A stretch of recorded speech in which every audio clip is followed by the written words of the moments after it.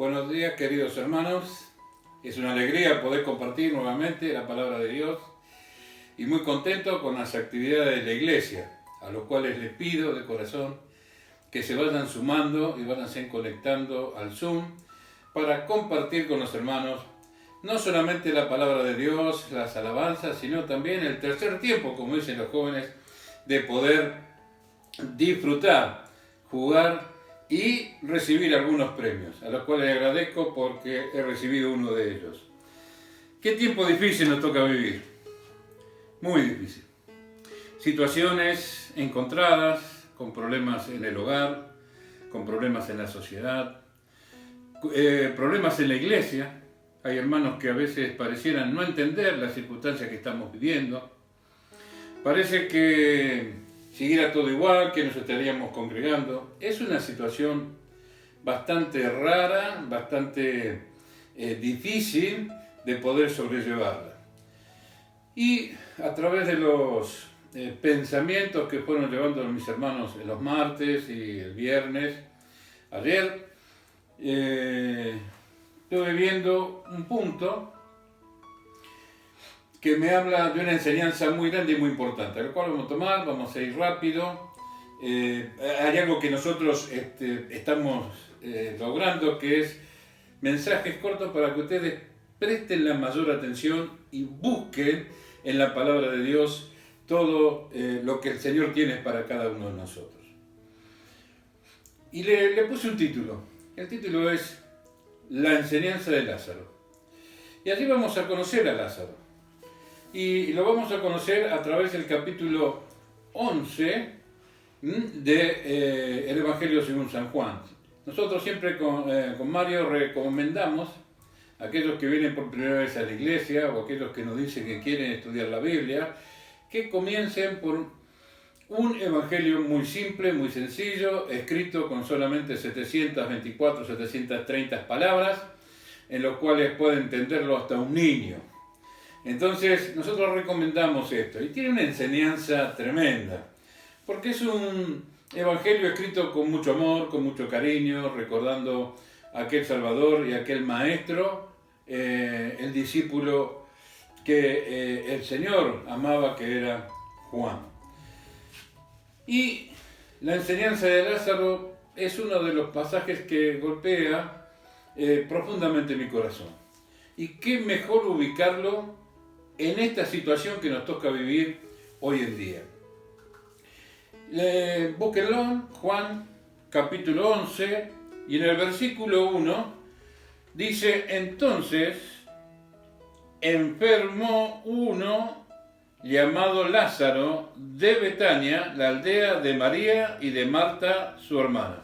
Aquí nos está ubicando y vamos a ir conociendo a aquella persona llamada Lázaro. La palabra, o el nombre Lázaro, mejor dicho, proviene del antiguo Eleazar y significa el ayudado de Dios. Qué ayuda, ¿no es cierto? Y qué mensaje ya nos está diciendo solamente en el nombre de este hombre Lázaro. Esta familia estaba compuesta por su hermano, estaba compuesta por María, Marta.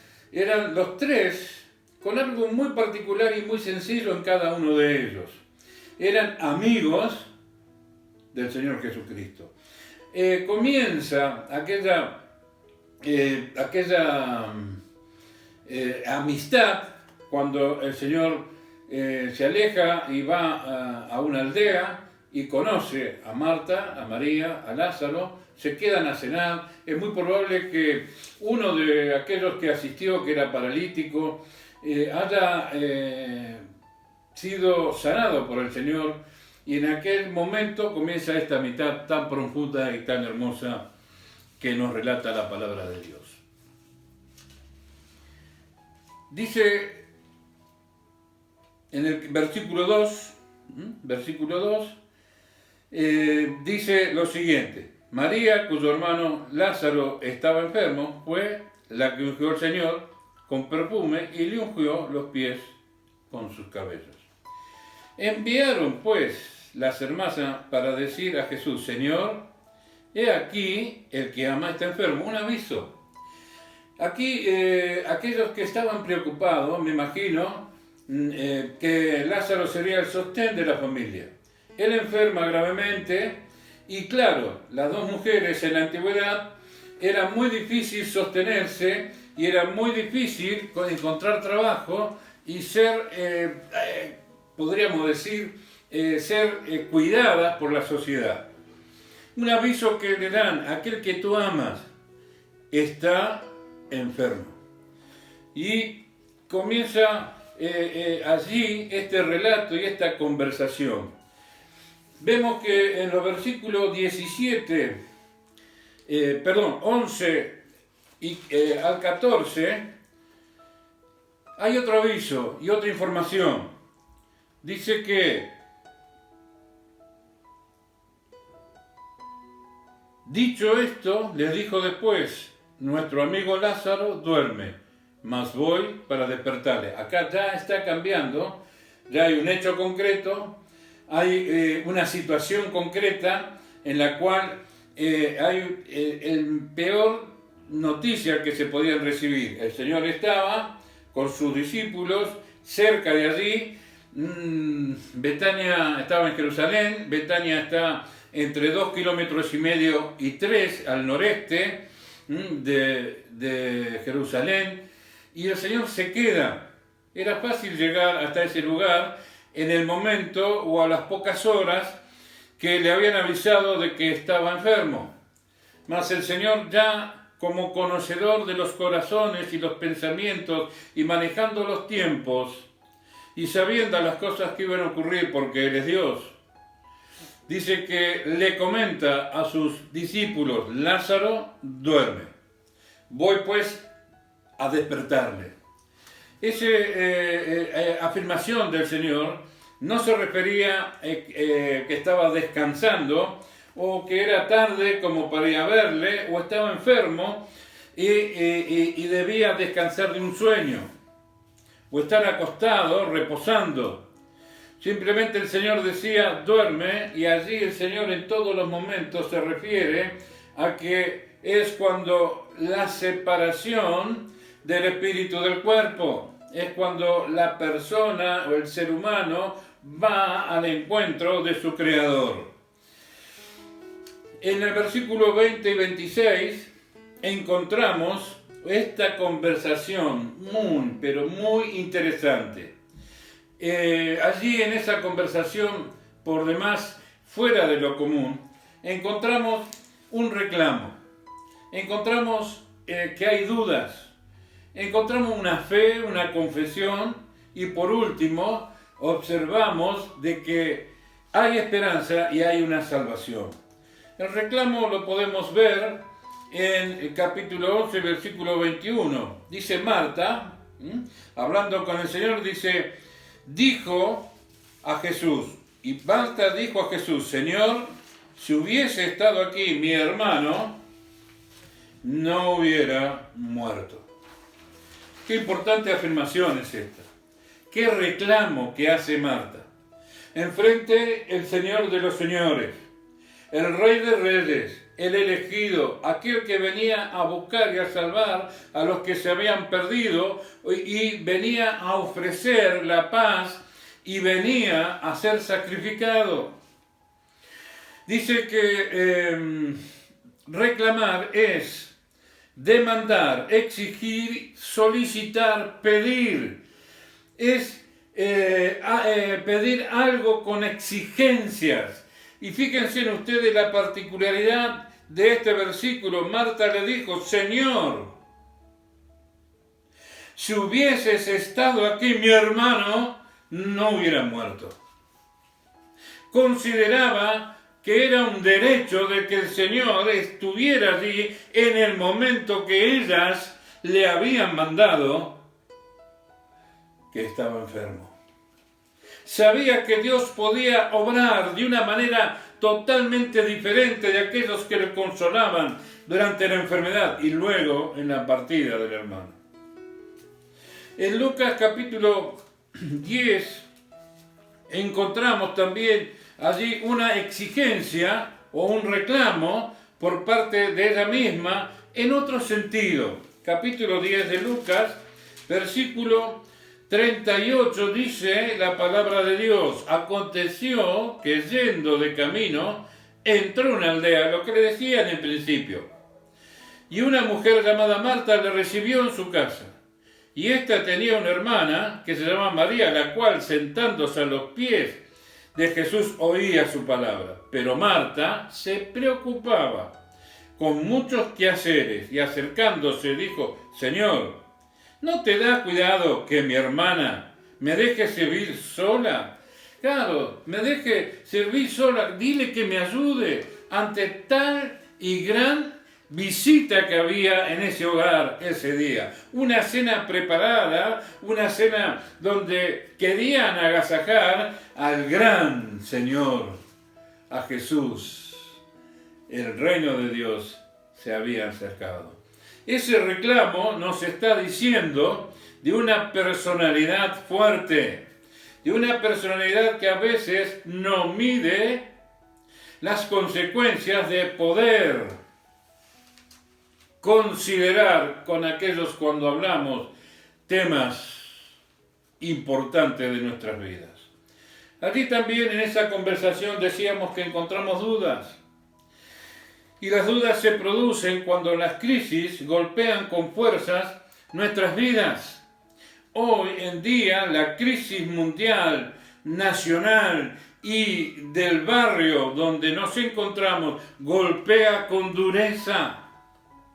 Problemas laborales, económicos y por sobre todas las cosas y mucho más íntimo, los problemas matrimoniales y con los hijos. Las dudas se producen cuando una situación no sabemos cómo resolverla y dejamos de mirar a aquel que tiene la verdad y dejamos de buscar los consejos que Él da para tratar de enfrentar con fuerzas los momentos adversos que debemos vivir. Fíjense en Lucas, en el verso que veníamos hablando de capítulo 11 y en el versículo 26 de San Juan, allí encontramos el siguiente mensaje de la duda. Dice 11:26. Dice: todo aquel que vive y cree en mí no morirá eternamente. ¿Crees esto? Estaba allí Marta encima del Señor Jesucristo, atareada, mirando, viendo a aquellos que se acercaban, que había lágrimas en sus ojos. El Señor la llama y le hace un toquecito de atención. Marta, yo soy la resurrección y la vida. El que cree en mí, el que está confiado en mí, el que deposita su vida en mí, aunque esté muerto o aunque duerma, éste vivirá. Y la pregunta final es donde nos está diciendo de que esta situación adversa en la vida de Marta había causado perder de vista a su Señor, a su Maestro. Ya sus ojos no estaban puestos en los dulces ojos del Señor y en su bella mirada. Miraba las olas como Pedro, miraba lo que estaba a su alrededor, veía su preocupación en su vida egoístamente. Por eso el Señor la vuelve a sus cabales, decía mi hermano Esteban anoche, en sus justos cabales. ¿Crees esto, Marta? Qué pregunta para nosotros, hermanos, que ante cualquier situación también nos asustamos y también perdemos de vista a aquel que nos guía a toda verdad. No le damos la cabida en nuestros corazones y a veces tambaleamos de ver dónde ponemos los pies y nos hundimos en el mar esta vida. Marta, dulce voz del Señor. Recuerdo aquella noche cuando el Señor, cuando siendo adolescente, me llamó y me dijo que tenía que pedirle perdón por todos mis pecados. Dulce voz del Señor. El profeta decía de que el dulce silbo de la voz del Señor taladraba sus oídos como taladra mi corazón. Cuando dice, ¿crees esto? Y dentro de esa conversación decíamos que no solamente veríamos un reclamo, que no solamente tendríamos dudas que muchas veces golpean nuestra vida espiritual, sino también que vamos a ver muy rápidamente fe y confesión. En el versículo 27 encontramos lo siguiente. Le dijo, ¿quién? Marta. El que preguntaba era el Señor, ¿crees esto? Y ella le da la respuesta, sí, Señor. Yo he creído que tú eres el Cristo, que tú eres el Mesías, que tú eres el elegido del Padre, de Dios, de Jehová. Tú eres el que había de venir a buscar a los que pecamos y nos desviamos. Tú eres el que venía a traer paz en el corazón y para no tener miedo de enfrentar los problemas que aquejan nuestra vida a diario. Debemos revisar nuestra fe, mi hermano, cuando dudamos. Nuestra confesión delante del Señor, tú eres el Señor de mi vida. Cuando hemos dicho, deposito en tus manos todo mi ser para que tú obres de esta maravillosa forma para tener paz y seguridad en nuestra creencia.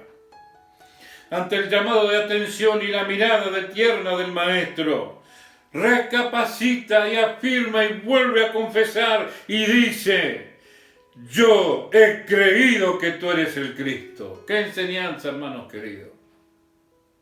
Hermanos queridos, es como si nos está hablando el Señor hoy. Si hoy el Señor no golpea en tu corazón y no siente la voz de Dios, hay un problema en tu vida. Hay dudas.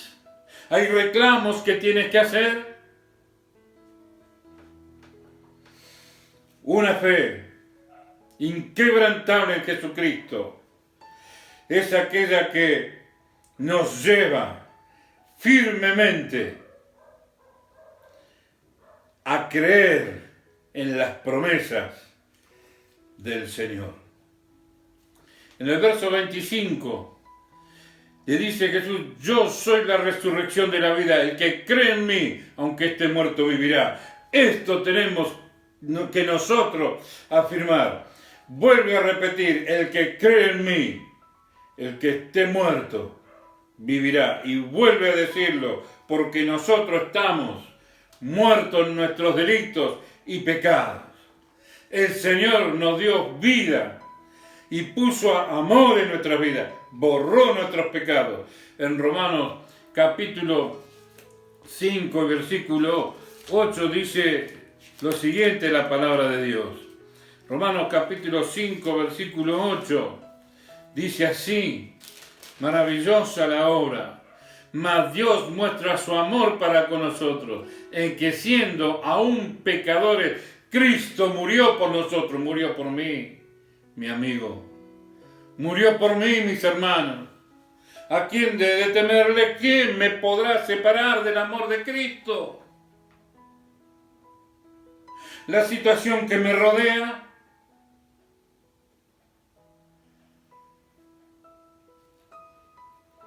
Nosotros somos pecadores por naturaleza.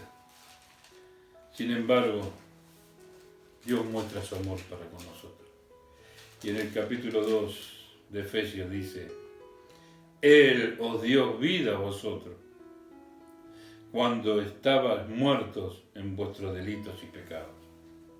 Hermanos, en la fe que conocemos todo el concepto y la definición, la mayoría de los hermanos, lo primero que aprendemos es esto, es la fe, pues la certeza de las cosas que no se ven, la convicción de las cosas que esperamos. Es descansar ante la tribulación y las crisis de nuestras vidas. Es sentirnos seguros. Es cuando decimos y caemos a los pies del Señor: Cristo es mi amparo y mi fortaleza. Toma tú, Señor, el control de mi vida. Sé que seas tú, Señor. Porque Marta, como nosotros dijimos, yo he creído en Cristo, que tú eres el Cristo. Es aquella virtud natural, la fe sobrenatural. No es la intervención del hombre, es porque Dios se inclinó al hombre.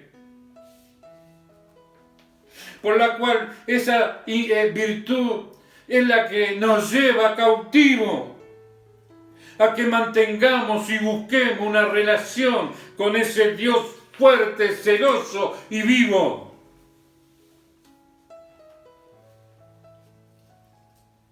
Martín Lutero decía lo siguiente: es la confianza ciega en la misericordia divina. Es aquella confianza que nos permite prescindir de las obras, no por obras, sino a través de la fe, creyendo, confiando en Jesucristo como el verdadero Hijo de Dios. Por gracia soy salvo. Y esto no es de vosotros, sino es don de Dios. Amén. Y por último, hermanos, encontramos la salvación. Este personaje de Marta, esta mujer, me habla profundamente al corazón, no solamente en el reclamo, no solamente en la duda, no solamente en la fe y en la confesión, sino me habla también cómo llegar a la salvación. Esta palabra salvación encierra la idea de estar, de alguien que está a sus anchas, de alguien que está libre, de alguien que puede hacer lo que quiere.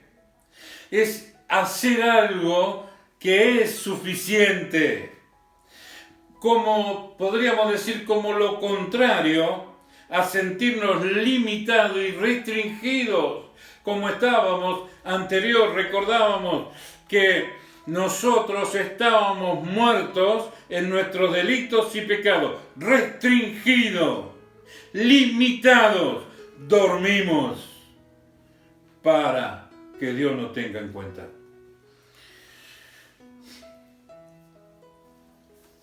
Para que cambiemos esta posición de restringido y limitado, tiene que haber alguien que obre con liberación, con poder. Y ese es Jesucristo. Y a ese se le denomina Salvador. Cuando el pueblo de Israel en varias oportunidades era oprimido por el pecado que cometía, el pecado causa en nosotros opresión. Ahoga todo nuestro ser y nos mantiene preso y esclavo de lo que cometemos, los errores que no nos hacen mirar a Dios. Dice que Dios siempre proveyó al pueblo de Israel un líder que lo llevara como un instrumento útil, divino. Por eso siempre se tiene presente, y tenemos presente el texto de 1 Samuel, para que la victoria sea de Dios y no por nuestros hechos y no por nuestra obra. Mirar el texto maravilloso, yo soy Jehová y fuera de mí no hay quien salve. Hoy podríamos leer una nueva versión, yo soy el Señor y fuera de mí no hay quien nos salve. Ahora, en el Nuevo Testamento la idea se transmite como la de asegurar. Aseguro mi salvación, descanso en aquel que creo y tengo fe. Es como sanar de la dolencia del pecado. Es preservar, no dormir, sino tener vida y vida eterna. Esto es libertad. Rotan las cadenas del pecado que me tenían presos. Cristo en la cruz del Calvario nos salvó para la gloria de su santo y bendito nombre. Salvación transmitía sentido de tener paz. Por eso, ¿por qué hoy nosotros no hay paz en nuestra vida? ¿Por qué somos tan quisquillosos? Discúlpeme la expresión, hermano. Un creyente en Cristo Jesús es aquel que es un creyente seguro, es un creyente que irradia paz, porque Jesucristo es amor y es paz. Por ejemplo, los discípulos dijeron, Señor, sálvanos. Señor, sálvanos que perecemos. Esta es la fe que debemos depositar en cada uno de nosotros en las manos del Señor Jesucristo. Para terminar, hermanos queridos, la salvación solamente es del Señor, es de Cristo Jesús. Por la obra que Él realizó en la cruz del Calvario, por ti, por mí. Me tomó en sus brazos y me dio salvación. Me lavó mis pecados cuando derramó su sangre preciosa. Me compró. En la cruz del Calvario derramó su amor. No merecía semejante costo, pero Él lo hizo por amor a ti y a mí. Así lo afirma el apóstol San Juan en el capítulo 4, versículo 42. Dice lo siguiente, no quiero dejarlo de leer y discúlpenme. 4, versículo 42. Y decían a la mujer, ya no creemos solamente por tus dichos, porque nosotros mismos hemos oído y sabemos que verdaderamente este es el Salvador del mundo, Cristo. Gracias, Señor, por esta aclaración preciosa y hermosa, como lo afirma también el apóstol Pablo allí en el libro de Colosenses, en el capítulo 2, versículo 13 dice, y a vosotros estando muertos en pecado, y en la incircuncisión de vuestra carne, os dio vida juntamente con Él, perdonando todos los pecados. Esto es paz, esto es amor, esto es que tengamos el corazón lleno del Espíritu de Dios. Esta es la llenura del Espíritu, anulando el acta de los decretos que había contra nosotros, que nos era contraria, clavándola en la cruz del Calvario. Maravilloso, obra maravillosa del Señor Jesucristo. Y déjame, amigo mío, déjame decirte, buscad al Señor mientras Él pueda ser hallado. Dios te bendiga.